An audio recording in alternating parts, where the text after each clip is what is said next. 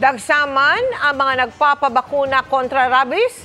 Tiniyak ng lokal ng pamahalaan ng Maynila na sapat ang supply nila ng bakuna. Kaya ang paalala, kumpletuhin ang anti-rabies shot. Nakatutok si Sandra Aguinaldo.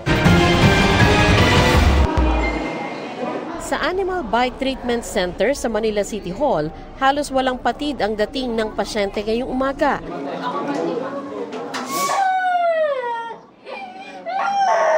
Kabilang ang mga menor de edad, tulad ng 6 na taong gulang na batang ito.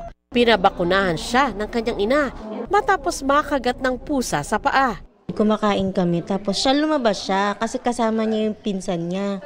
Yung pusa po kasi natutulog lang dun sa may labas ng pintuan. Nagulat na lang kami, bigla na lang sumigaw yung pusa, pati siya sumigaw. Tapos po sabi niya, pumasok siya sa akin, umiiyak na siya, tapos pinakita niya yung paa niya, nagdudugo na po. Matiyagaring naghintay ng kanyang anti-rabies shot ang lolang 66 years old matapos namang makalmot ng pusa.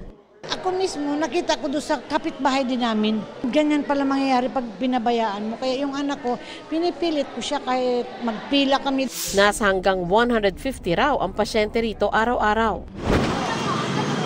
Sa Animal Bite Center sa Tondo, pinabakunahan ng ginang na ito ang mga anak na nakagat ng aso. Naka-second dose na ang 7 taong gulang at pinabooster shot ang 10 taong gulang na kapwa nakagat ng aso. Sana kapag nalaman kagad nila na nakagat sila or nakalmot, magpabakuna po kagad kasi sa panahon ngayon, di po natin pwede pagsawalang bahala yung kalusugan ng mga anak natin.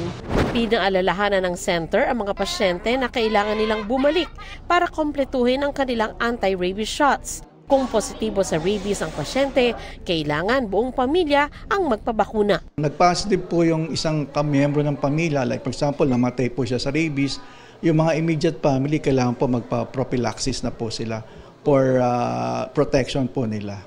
Sapat naman daw ang supply ng vaccine ng Manila LGU dahil inasahan na nila ang pagdami ng pasyente noong tag-init. Idagdag pa raw na may mga kababayan tayong namulat ang mata sa panganib na dulot ng rabies dahil sa ilang trending video na naglabasan. Dapat po pumunta para sila, lalong-lalo na po kung yung biting animal ay hindi na nila nakikita or suddenly namatay po. Para mag-consult sila para mabigyan po sila ng proper medication. Kahit matagal na panahon na rin po. Para sa GMA Integrated News, Sandra Aguinaldo, Nakatutok, 24 Oras.